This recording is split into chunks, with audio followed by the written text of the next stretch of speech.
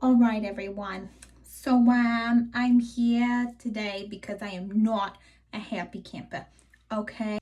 And I do mean not happy camper. So let's backtrack a little bit as to why I'm not a happy camper right now, okay? So have you ever had, let's say, an interesting experience with a hairstylist, and by the end you kind of wanted to puke in your mouth a little bit? Yeah, that's exactly what happened to me. So, I've been growing out my hair a little bit, and so that I could throw it up in a bun whenever I wanted. But my hair doesn't always appreciate me and all this goodness. So the back likes to grow faster than the sides. All right. So I was starting to have the business in the front and potty in the back kind of look, and that was just not going to work for me. Okay, the 80s ended a long time ago. We don't need to relive that.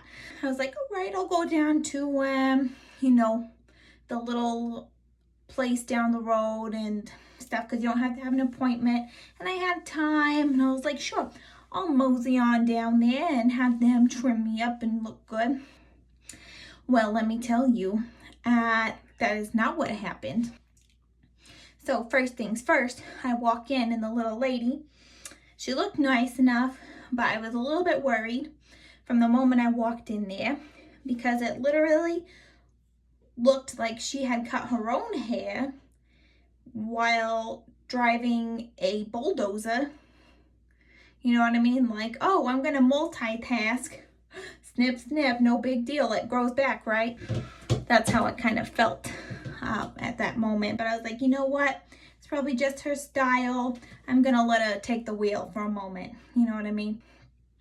I sat down in the chair, and she starts talking to me. Like a lot of hairstylists, they're very chatty and stuff like that. They try to make you feel comfortable. All right. And I'm like, you know what? I don't really care. I just need, this to work for me. You know what I'm saying? Well, so she starts cutting hair, and I immediately felt like, when you're riding a really terrifying ride, and like you feel your stomach head up to your throat, and your butt cheeks kind of clench together, and your palms get all sweaty, and like you could start leaving streaks on the windows with your hands because of so much sweat. That's what happened, because even though she was real nice, I have naturally curly hair, and I showed her exactly the picture that I wanted. And so I look down, and I'm looking at the mirror, and she's laughing and chatting with her friend, like, and my curls, my natural luscious curls, are falling like little tiny hairy teardrops down the front of my vampire cape that they put on you. I started to panic, and I was like, well, maybe, she knows what she's doing, but it just keeps going. She's not even looking at this point at what she's doing. She's just grabbing pieces of hair and snipping. And I'm continuing to watch this waterfall of hair go down my shirt.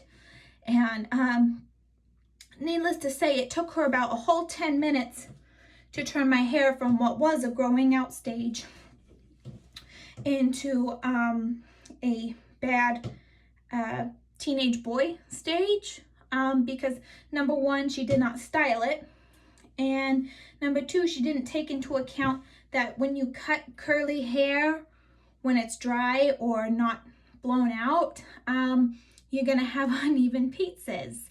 So she not only left it curly, but I asked her straight up, okay, if I straighten this, is it going to be even?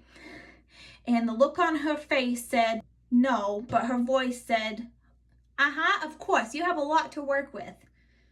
And so here we are. This is not what I asked for. My hair was down to here, and I asked for a trim, and instead she decided to go bring out the big guns and just start hacking away like Freddy Krueger. You know what I'm saying? So this is as good as it's gonna get right now.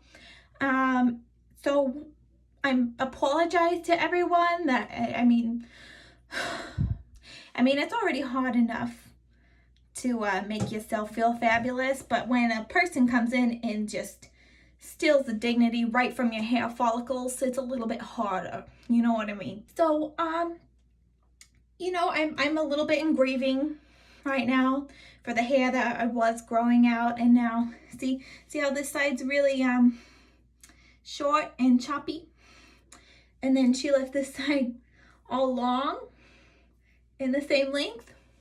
And then not to mention, I kind of have like the mushroom shape going on because I asked for layers, but that didn't happen. So this is the best that you're gonna get from me for a while until I can grow it back out and have someone else fix it. But you gotta work with what you have. My biggest thing is like, if you don't know how to shear a sheep, you don't do it, right? So she definitely did not know what she was doing when it came to curly hair. You don't just start hacking away and expect everything to turn out fine. No, there is a rubric, there is a Bible of things that you do not do with curly hair, and she seriously broke every one of them, and I'm seriously having to pray for her right now. So anyways, it's been a traumatic week, but I thought I would let you know about my experience and just give a little piece of advice. Number one, you probably shouldn't go to your hair place that's next to a supermarket if you want a really good haircut. I never had issues with it before, but now I feel like that bridge of trust has been broken, and it's gonna take some time to heal emotionally from that experience. And number two, if you have curly hair especially, make sure that person understands what that means. You might have to bring in a card, like a business card with like little bulleted items of what it means to have curly hair and to cut curly hair, because apparently they don't train everyone on that in beauty school anymore. So anyways, that's all I have for you. It's my little smidgen of an update, but I hope it can brighten your day somehow, because after you cry, the only thing you can do is laugh, right? And I'm not saying that I cried, but I might have smelled something that made me have an allergic reaction that made my eyes look like they had something similar to tears in them, but that's aside from the point. But anyways, I hope you all have a good week. Don't forget to like and subscribe to this channel, and I will talk to you later. Bye.